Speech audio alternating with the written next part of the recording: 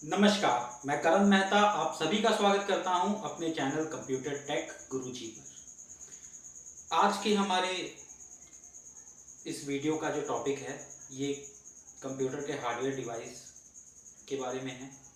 मेरी पहली वीडियो में आपने जो है मैंने बताया था कि कंप्यूटर के हार्डवेयर डिवाइस क्या होते हैं और ये कितने प्रकार के होते हैं। और इस वीडियो में दोस्तों उन सभी डिवाइस के बारे में हम लोग जो है विस्तार से जानेंगे कि ये कितने प्रकार के होते हैं कैटेगरी वाइज। हर एक कैटेगरीज में कितने कितने प्रकार के डिवाइस होते हैं उन सभी को जो है हम लोग डिटेल में इस वीडियो में हम लोग जानेंगे। तो शुरुआत करते हैं। जो कि सबसे पहली कैटेगरी है वो कंप्यूटर पेरिफेरल डिवाइसेस की है। कंप्यूटर पेरिफेरल डिवाइसेस में जो है 5 प्रकार के जो है डिवाइस जो है इसमें आते हैं। जो कि सबसे पहला है इनपुट डिवाइस। इनपुट डिवाइस जो है इसमें आपका कीबोर्ड होता है, माउस होता है, लाइट पेन होता है, टच स्क्रीन होता है, डिजिटल कैमरा होता है, OMR ऑप्टिकल मार्क रीडर। ये डिवाइस जो होता है ये यूनिवर्सिटीज़ में और जितने भी इंस्टीट्यूशंस हैं उन सभी में जो है ये इस डिवाइस का इस्तेमाल होता है। इसके बाद MIR मैग्नेटिक इंक रीडर। ये डिवाइस जो है ये ज़्यादातर बैंक्स वगैरह में इस्तेमाल होता है।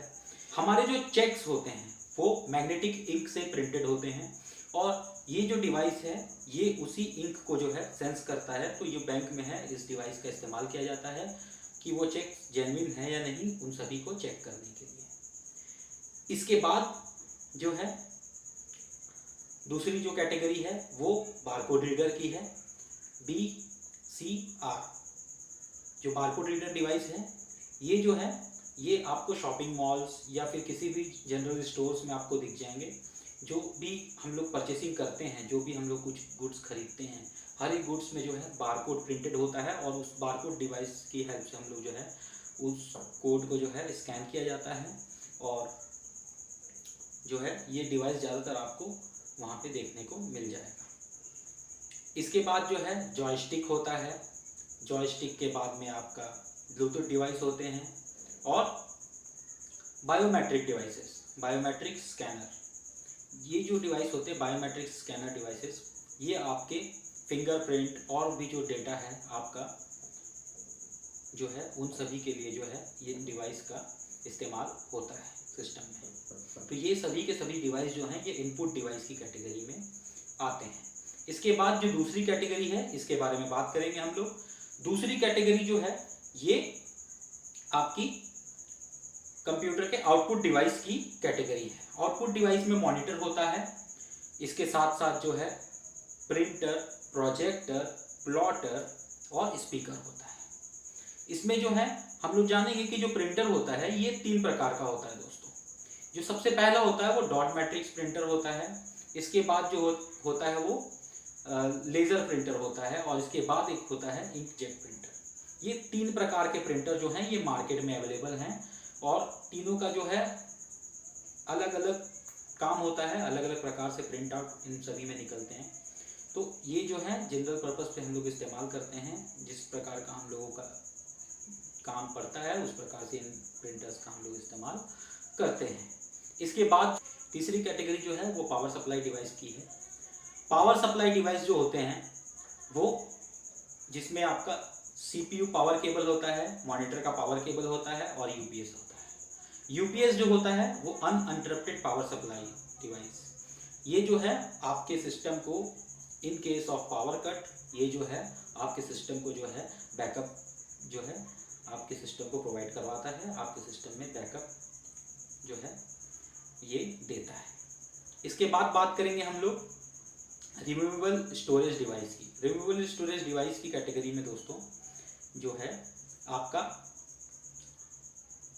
Pen drive, memory card, CD, DVD और एक्सटर्नल हार्ड डिस्क, ये सभी कैटेगरीज के डिवाइस जो हैं रिमूवेबल स्टोरेज डिवाइस की कैटेगरी में आते हैं। इसके बाद नेटवर्किंग डिवाइस है। नेटवर्किंग डिवाइस में आपका मॉडेम, वाईफाई राउटर, आपका नेटवर्किंग स्विच और रिपीटर होता है।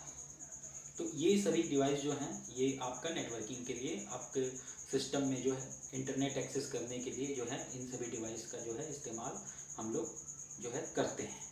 इसके बाद की जो कैटेगरी है ये CPU इंटरनल डिवाइस की कैटेगरी है। और ये जो अभी तक मैंने आपको जिन डिवाइसेस के बारे में जो बताया है, ये सभी के सभी डिवाइस जो हैं ये आपका कंप्यूटर पेरिफेरल्स की कैटेगरी में इनसे ये सभी डिवाइस जो हैं ये आते हैं। और इसके बाद जो है CPU इंटरनल डिवाइसेस की कैटेगरी है। CPU इंटरनल डिवाइसेस में जो है आपका मदरबोर्ड होता है, इसके बाद जो है प्रोसेसर होता है, हीट श्रिंक फैन होता है जो कि प्रोसेसर के ऊपर ही प्लेस्ड होता है। इसके बाद आपका हार्ड डिस्क होती है, साटा केबल होती है, साटा या पाटा केबल, डिपेंड करता है कि आपके सिस्टम में जो हार्ड डिस्क है वो साटा है या पाटा। अगर वो साटा है तो उसमें साटा केबल से वो मदरबोर्ड के साथ में अटैच होगी हार्ड डिस्क, अगर वो पाटा है तो वो पाटा केबल से आपके मदरबोर्ड में अटैच होगी। इसके बाद ऑप्टिकल डिस्क ड्राइव होती है और पावर सप्लाई होती है। और जो एक दूसरी कैटेगरी जो है वो आपका ग्राफिक कार्ड की होती है। ग्राफिक कार्ड अगर आप गेमिंग या फिर कोई और दूसरा टास्क आप अपने सिस्टम पे कर रहे हैं जो कि ग्राफिकल बेस्ड टास्क है, तो आपको उसमें जो है हैवी ग्राफिक्स की ज़रूरत पड़ेगी। तो उस समय जो है हम लोगों को ग्राफिक्स कार्ड वगैरह जो है सिस्टम में हम लोगों को इंस्टॉल करना पड़ता है, जो हमारे सिस्टम की ग्राफिक्स को जो है बढ़ा देता है, ताकि हम लोग जो है हायर ग्राफिक्स वाले जितने भी टास्क हैं हम लोग परफॉर्म कर पाएँ अपने सिस्टम पे। इसके बाद जो है PCI एक्सपेंशन कार्ड होते हैं। अगर किसी कारण सिस्टम में किसी हार्डवेयर की कमी है और आपको अपने सिस्टम को अपग्रेड करना है, तो आप PCI एक्सपेंशन कार्ड अपने मदरबोर्ड पे प्लेस करके जो है आप जो है उस डिवाइस को उसके साथ में अटैच कर सकते हैं। तो CPU में दोस्तों इतने प्रकार के डिवाइसेस पाए जाते हैं, इंटरनल डिवाइस होते हैं ये सभी के सभी। उम्मीद करता हूँ कि मेरे द्वारा दी गई जानकारी आप सभी को जो है अच्छी लगी होगी। अगर मेरे द्वारा दी गई जानकारी आपको अच्छी लगे तो मेरे इस वीडियो को ज़रूर लाइक कीजिएगा और कमेंट करके बताइएगा कि आपको ये वीडियो कैसी लगी।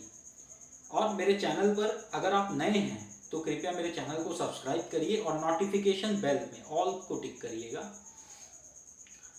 इसी के साथ आप सभी से आज्ञा लेते हैं और मिलते हैं अपनी अगली वीडियो में। तब तक के लिए नमस्कार।